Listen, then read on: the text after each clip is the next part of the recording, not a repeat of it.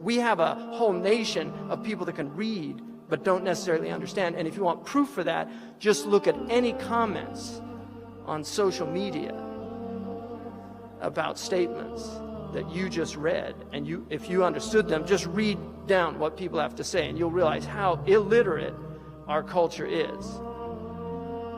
He said that he read history. He read Will Durant's Story of Civilization, a multi-volume history of the world. He read H.G. Wells' Outline of History. He read Herodotus. He read Arnold Toynbee.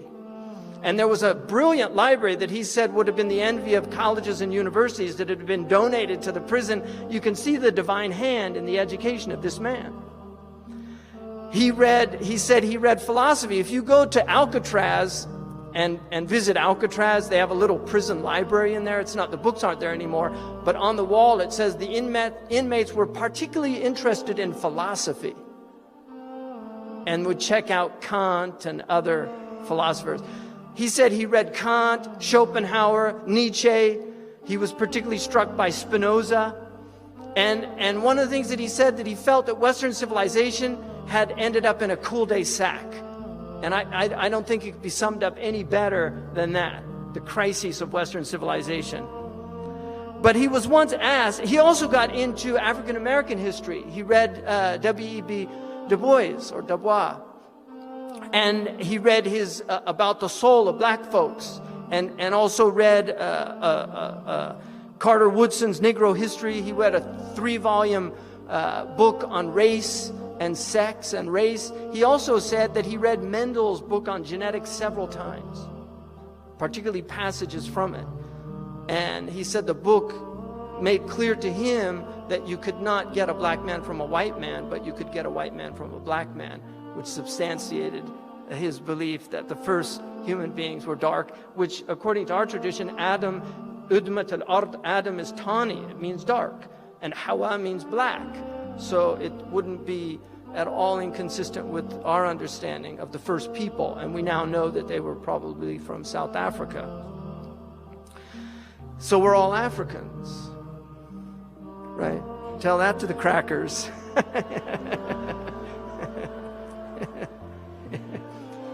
You're a mutation. Melatonin deficiency.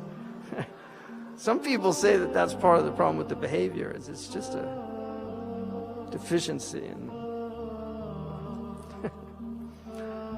This man was a highly educated man who I would argue that he had a far superior education to many of the PhDs and college graduates. He definitely knew rhetoric. He knew logic. You can clearly see his knowledge of logic is displayed constantly in his argumentation, his pointing out fallacies, logical fallacies. Somebody accused him of being a communist. He said, why would you conclude that? And he said, you spoke at the socialist, at some venue of communists in New York. He said, I spoke at Dr. King's church. Does that make me a follower of Dr. King? He said, I spoke last week at the Methodist church. Does that make me a Methodist? Right? This is logic. So when he said, every time I catch a plane, I have with me a book I want to read, right? And that's a lot of books these days. If I weren't out here every day battling the white man, I could spend the rest of my life reading, just satisfying my curiosity, because you can hardly mention anything I'm not curious about. I don't think anyone got more out of prison than I did. In fact, prison enabled me to study far more intensely than I ever would have if my life had gone differently and I had attended some college. I imagine that one of the biggest troubles, listen up Zaytuna students, one of the biggest troubles with colleges is there are too many distractions. Too much panty raiding, fraternities, and bula and all that. So this man did not get to the Oxford Union, where I spoke at the Oxford Union. When I walked in, they give you a standing ovation just for getting there. You don't even have to give a talk after that. You just wave or something. Just because you're at the Union, they consider it so prestigious. I mean, this is typical Anglo-Saxon pride. They consider it so prestigious that you've been invited there that you get a standing ovation just for walking in, right? So he was there December 3rd, 1963, a beautiful speech that he gave on extremism. He went toe-to-toe with professors from Oxford.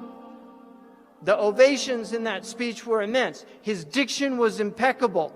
His elocution is beautiful. He did not speak slang. If he spoke slang, it was for rhetorical effect, which is actually a trope in rhetoric, is to use "we was robbed." That's a rhetorical trope that can be used. So Malcolm knew rhetoric, and he used it to great effectiveness. He was an extraordinary orator, but he was an educated mind, and this is what has to be understood. This man struggled with great difficulty to educate himself, and he spent years. He would read till 3 in the morning in prison. He would read with the light of the hall. And every 58 minutes he would go because the guard would come by, and they weren't allowed to be up at that time, and he would pretend to be asleep. The guard would leave and he would go back and start reading again. This was Malcolm. So when you see this man, you have to understand that this is not something that just came down. All of these gifted people, their great gift is discipline. Their great gift is the ability to struggle against themselves and overcome laziness, overcome the temptations to go the easy way. This is what Malcolm was. He was a highly disciplined individual. He was disciplined morally, he was disciplined intellectually, and he was disciplined spiritually. When his brother Reginald was thrown out, he spent the entire night in prayer. So he was a man of prayer. And these are important things to remember. And finally, in conclusion, it would be difficult to... Malcolm died at 39. It's hard to believe that he was so young when his life was taken away. I mean, that's when the prophets begin, at the age of 40. That's when the intellect really begins to mature, and it reaches its real height, during those years. So we don't know what would have happened, and I'm not going to speculate. But one of the last speeches that he gave, and he stopped using black nationalism in that last period because he was struggling with trying to grapple with what the real problem was.